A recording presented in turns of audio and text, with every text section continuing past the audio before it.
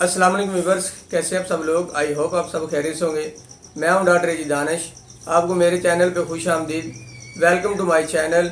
आज हम टॉन्सल्स को जानने की कोशिश करेंगे। टॉन्सल्स क्या है, किस चीज़ के होते हैं और इनकी इन्फेक्शन को हम क्या कहते हैं।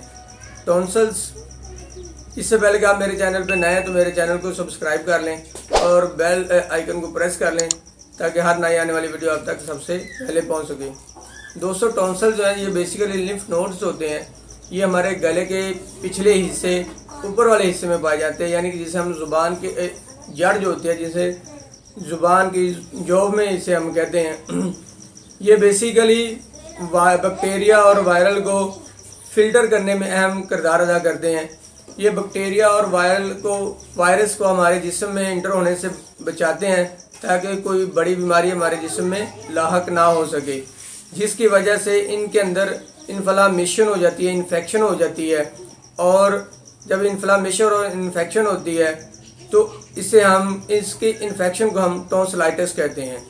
टॉन्सिलाइटिस, इसके अलावा जो है ऐसे बहुत सारे पेशेंट होते हैं जो बहुत हसास तबीयत के होते हैं और वो जब अपने रूटीन से हटकर किसी चीज़ का इस्तेमाल करते हैं तो वो उनकी तबीयत के बिल्कुल ख़िलाफ़ होती है और जिसकी वजह से उसका जिस्म जो है, उसकी बॉडी जो है फौरी रिएक्ट करती है, जिसमें टॉन्सल्स बहुत हसास जो है नोड्स होते हैं और इनके अंदर इन्फेक्शन बहुत जल्द हो जाती है।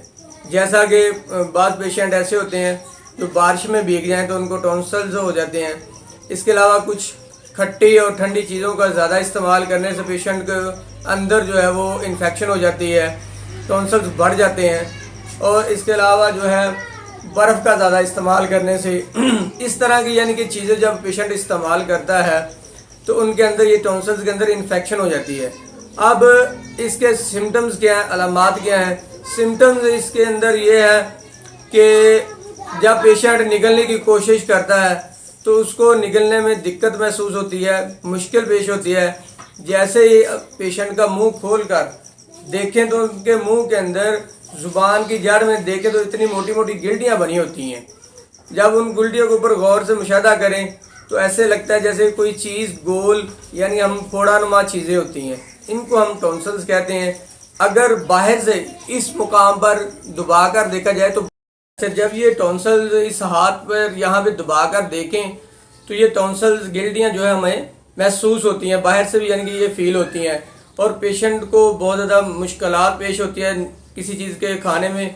यानी कि वो माया चीज़ें यानी पानी, जूस वगैरह तो आसानी से यानी कि पी लेता है, लेकिन अगर वो कोई खाना खाना चाहे, रोटी खाना चाहे तो उनको बहुत ज़्यादा मुश्किल पेश होती है।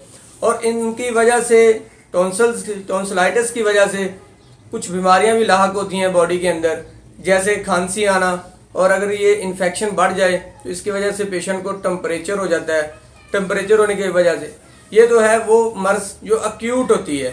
अगर ये क्रॉनिक हो जाए तो इनके अंदर पीप पड़ जाती है। जब पीप पड़ जाती है तो वो पीप आहिस्ता आहिस्ता जो उसके अंदर पीप होती है वो खारिज होती है और खारिज होने की वजह से वो हमारे मैदे में चली जाती है, पेशेंट के मैदे में चली जाती है। जब वो जो पीप होती है मैदे में जाती है तो उसकी वजह से पेशेंट को नोजिया, वॉमिटिंग यानी कि मतली रहती है और उसको भूख उसकी ख़त्म हो जाती है। यानी कि ये मर्ज़ें ऐसी हैं जो सिर्फ टॉन्सल्स की वजह से पेशेंट को लाहक होती हैं। और इसके अलावा अगर बच्चों में और ये बड़ों में ये मर्ज़ बड़ा कॉमन पाया जाता है।